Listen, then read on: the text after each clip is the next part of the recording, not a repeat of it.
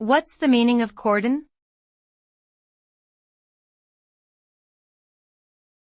Cordon.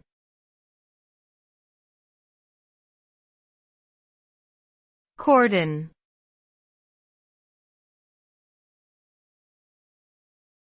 Cordon.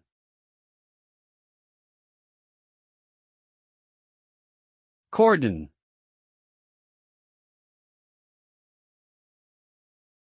The term cordon refers to a barrier or boundary that is set up around a specific area to prevent access, control the movement of people or vehicles, or maintain security.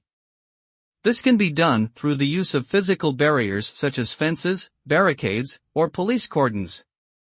The purpose of a cordon is to restrict the movement of people or vehicles to a specific area for safety and security reasons. Cordon operations are commonly used in emergency situations such as natural disasters or terrorist attacks, but they can also be employed for crowd control at large events like music festivals or political rallies.